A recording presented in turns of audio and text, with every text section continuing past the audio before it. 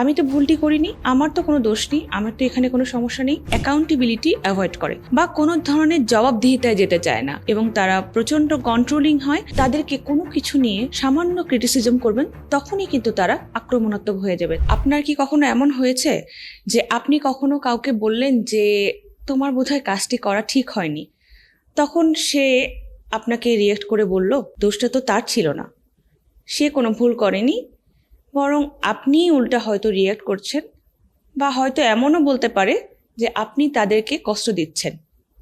এটাকে অনেক সময় আমরা সাধারণ ঝগড়া বা মনোমালিন্য হিসেবে ধরে নিলেও ব্যাপারটাকে সাইকোলজিস্ট জেনিফার ফ্রয়েড নাম দিয়েছেন ডার্ভো। সাইকোলজিক্যাল টার্ম ডার্ভো, এটা এর মানে দাঁড়ায় denial, attack, reverse victim and offender. Denial মানে অস্বীকার করা। আপনি যখন কোনো একটা সমস্যার কথা বা তাকে কোনো দোষ ধরিয়ে দিবেন তখন সে অস্বীকার করবে, আমি তো ভুলটি করিনি, আমার তো কোনো দোষ নেই, আমার তো এখানে কোনো সমস্যা নেই।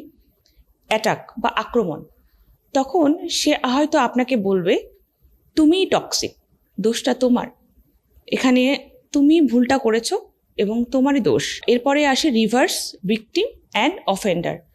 তখন দেখা যাবে যে সে ঘটনাটার পুরো ন্যারেটিভটাই চেঞ্জ করে সে নিজে ভিকটিম সেজে আপনাকে অফেন্ডার বানিয়ে দেয়।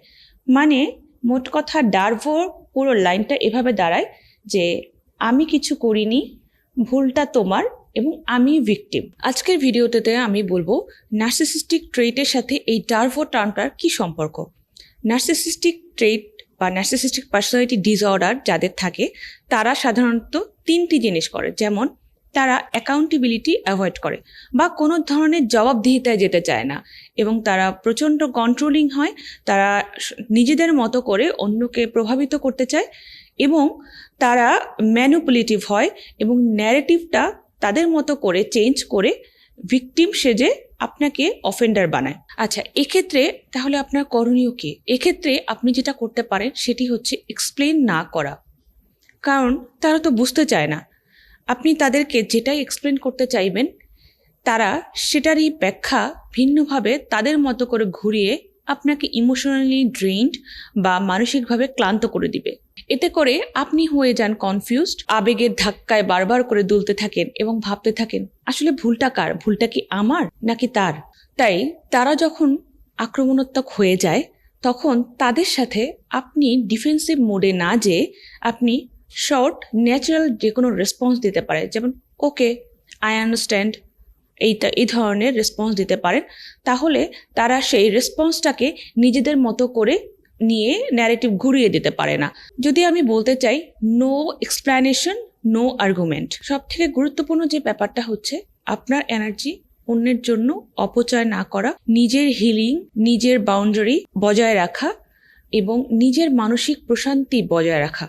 নার্সিসিস্ট বলতে আমরা কি শুধুই দাম্ভিক মানুষদেরকে বুঝি যারা খুব আত্ম অহংকারী, নিজেদের নিয়ে খুব সেলফ স্যাটিসফাইড? ঘটনাটা কি এরকমই নাকি অন্যরকমও হতে পারে? নার্সিসিস্টিকের দুই ধরনের টাইপস রয়েছে, একটাকে বলা হয় ওভার্ট এবং আরেকটাকে বলা হয় কোভার্ট নার্সিসিজম। ওভার নার্সিসিজম হচ্ছে গিয়ে তারা যারা সেলফ এস্টিম যাদের অনেক বেশি থাকে এবং যাদের গ্র্যান্ডিওসিটি বা দাম্ভিকতা অনেক বেশি থাকে, যারা নিজেদেরকে নিয়ে হাইলি স্যাটিসফাইড থাকে। আর কোভার্ট নার্সিসিজম, যেটা হয়তো আমরা খুব কম পরিচিত বা অনেক সময় বুঝতে পারি না, সেটা হচ্ছে যাদের সেলফ এস্টিম বা আত্মমর্যাদা কম থাকে এবং এরা নিজেদেরকে একটু ছোট মনে করে বা হেয় মনে করে, এবং কিন্তু এদেরকে ধরতে পারি না বা এদেরকে আমরা বুঝতে না পারার মেইন কারণটা হচ্ছে গিয়ে এরা অসম্ভব রকমের চার্মিং এবং অ্যাট্রাকটিভ পার্সোনালিটির হয়। কিন্তু এসব ব্যবহার আমাদের কাছে তখনই অসহনীয় হয়ে যায় যখন আমরা এদের ম্যানিপুলেশনের শিকার হই। ওভার্ট নার্সিসিজমকে সহজে আমরা বুঝতে পারলেও আমরা কেন কোভার্ট নার্সিসিজমকে বুঝতে পারি না?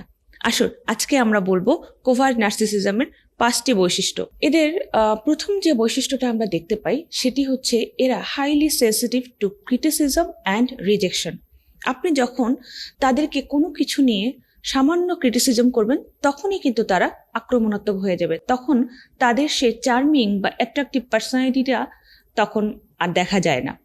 এর পরের যে বৈশিষ্ট্যটা থাকে সেটি হচ্ছে গিয়ে ক্রনিক ভিকটিমহুড। তারা সবসময় যে কোনো গল্পের কাহিনীকে বা ন্যারেটিভকে পুরোপুরি ঘুরিয়ে তাদের দিকে নিয়ে তারা নিজেদেরকে ভিকটিম এবং অন্যজনকে অফেন্ডার করতে পটু থাকে, এবং আপনাকে এরা সবসময় কনফিউজ করবে যে ভুলটা কার। নিজেরা ভিকটিম সাজতে এবং অন্যকে অফেন্ডার বানাতে এরা খুব এক্সপার্ট থাকে। এরপরে যে বৈশিষ্ট্যটা থাকে সেটি হচ্ছে গিয়ে প্যাসিভ অ্যাগ্রেসিভ বিহেভিয়ার। মানে এদের যে কোনো একটা ব্যবহার যেটা হয়তো আপনাদের কাছে মনে হতে পারে যে সাধারণ, কিন্তু এরা সাধারণভাবে সেই জিনিসটাকে নিতে পারে না। যে কোনো একটা ঘটনার ক্ষোভটা এরা অনেক দিন পর্যন্ত নিজেদের ভেতরে ধরে রাখে এবং সেটা অন্যভাবে প্রকাশ করে, যে যাতে আপনি কনফিউজ থাকেন যে এই রাগটা বা এই ক্ষোভটা আসলে কোথা থেকে এসেছে। এদের আরেকটা বৈশিষ্ট্য হচ্ছে গিয়ে ফ্রাজাইল ইগো। এদের আত্মসম্মানবোধ বা সেলফ এস্টিম খুব কম থাকে। এবং সর্বশেষ যে বৈশিষ্ট্যটার কথা আমি বলবো, 5 নম্বর বৈশিষ্ট্য, সেটি হচ্ছে গিয়ে ইমেজ ওভার অ্যাকাউন্টেবিলিটি। এদের কাছে দায়িত্ব পালনের থেকে আপনি তাদেরকে কিভাবে দেখলেন, তাদের ইমেজ সমাজের চোখে আপনার কাছে অন্যদের কাছে কেমন, এটি গুরুত্বপূর্ণ। দায়িত্ব পালন নিয়ে এরা খুব বেশি মাথা ঘামায় না। সমাজের কাছে এরা ফেক একটা ইমেজ নিয়ে, ভালো একটা পরিচিতি নিয়ে থাকতে চায়। তাই শুধু কথা নয়, আচরণ দেখুন, প্যাটার্ন দেখুন এবং বোঝার চেষ্টা করুন। নিজের অন্তর্দৃষ্টি বা ইনটিউশন দিয়ে বোঝার চেষ্টা করুন। তাহলেই আমরা হয়তো কোভার্ট এবং ওভার্ট নার্সিসিজম দুটাকেই আলাদা করে বুঝতে সক্ষম হতে পারি। নার্সিসিজমটা কিভাবে তৈরি হয়, নার্সিসিস্টিক পার্সোনালিটিটা কিভাবে ডেভেলপ করে। নার্সিসিজম এটি কিন্তু জেনেটিক হলেও পরিবেশগত ভূমিকাও এতে খুব গুরুত্বপূর্ণ। যেমন একটা বাচ্চা যখন ছোটবেলা থেকে বড় হয়, কাদের ক্ষেত্রে নার্সিসিস্টিক হওয়ার প্রবণতা বেশি থাকে, আসুন আমরা এবার সেগুলো নিয়ে কথা বলি। ইমোশনালি ডিপ্রাইভড চাইল্ড, এক্ষেত্রে দেখা যায় যে বাচ্চা যখন ভালো রেজাল্ট করে তখন বাবা মার কাছ থেকে অ্যাপ্রিসিয়েশন পায়। যখন সে কোনো খারাপ কাজ করে বা খারাপ রেজাল্ট করে তখন সে খুব বেশি কটাক্ষের শিকার হয়। তখন সে বাচ্চাটা ধরে নেয় যে আমি যখন কোনো ভালো কাজ করব তখনই হচ্ছে গিয়ে আমার কাজটা গ্র্যান্টেড হয়, অন্য কোনো কিছুতে আমার কাজ গ্র্যান্টেড হয় না।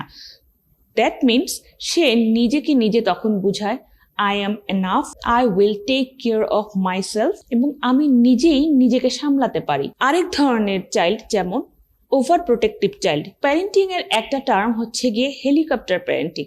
এই ধরনের প্যারেন্টসরা সাধারণত দেখা যায় যে তাদের ওভার প্রোটেকশন দিয়ে বাচ্চাকে এমনভাবে বড় করে তোলে যে বাচ্চা স্বাভাবিকভাবে অন্য আর 5টা বাচ্চা থেকে বাবা মা তার বাচ্চাকে এমনভাবে প্রোটেকশন দিয়ে রাখে যেখানে বাচ্চাটা পরিবেশের সাথে কিভাবে যুদ্ধ করে বাঁচতে হয়, কিভাবে জীবন চালাতে হয় সেটাই হয়তো শিখে উঠতে পারে না।